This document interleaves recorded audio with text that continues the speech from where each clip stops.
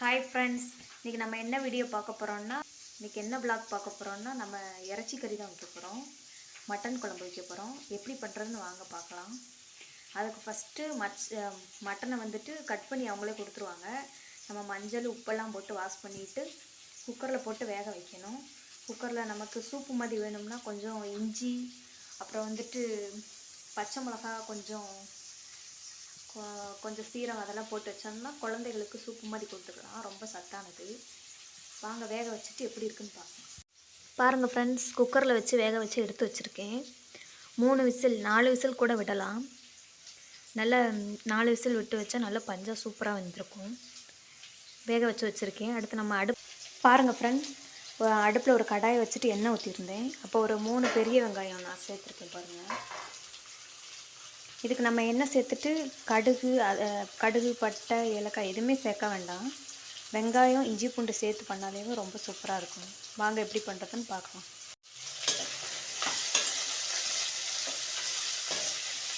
பொன்னிறமாக வர்றது வரைக்கும் நம்ம வறுத்து எடுத்துக்கலாம், வதக்கிக்கலாம்.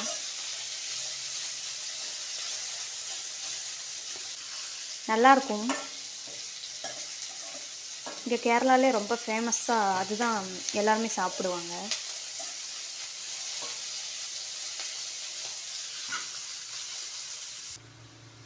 ஃப்ரெண்ட்ஸ் பாருங்கள், அடுத்து இஞ்சி பூண்டு பேஸ்ட்டு நம்ம சேர்த்துக்கலாம். நிறையாவே சேர்த்துக்கலாம். ஃப்ரெஷ்ஷாக நம்ம வந்துட்டு அரைச்சி சேர்த்துக்கணும். அப்படின்னா தான் நல்லாயிருக்கும். இஞ்சி பூண்டு பேஸ்ட்டு போட்டால் ரெடிமேடாக வைக்கும்ல, அந்த மாதிரி போட்டால் நல்லா இருக்காது. இது போட்டால் தான் நல்லாயிருக்கும்.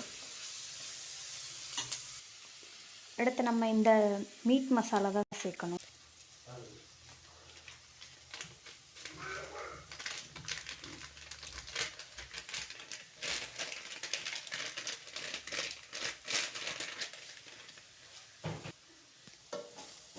ஃப்ரெண்ட்ஸ், மிளகா பொடி சேர்த்துருக்கேன் பாருங்கள்.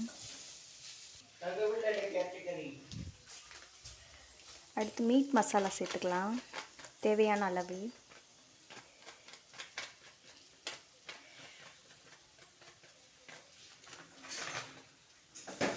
சேர்த்து வறுத்துக்கலாம்.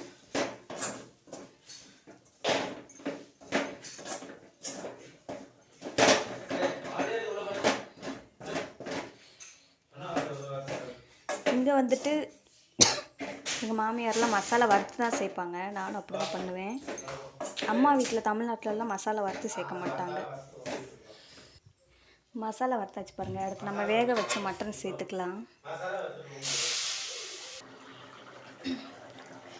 ஃப்ரெண்ட்ஸ், இங்கே பாருங்கள், இறைச்சி போட்டுட்டு தேவையான அந்த குக்கரில் அந்த தண்ணி ஊற்றிட்டு வேக வச்சு எடுத்துட்டோம்னா கிரேவி மாதிரி நல்லாயிருக்கும். ரொம்ப தண்ணி சேர்க்காமல் கிரேவி மாதிரி பண்ணால் சூப்பராக இருக்கும். பாருங்கள், வெந்துட்டுருக்கு.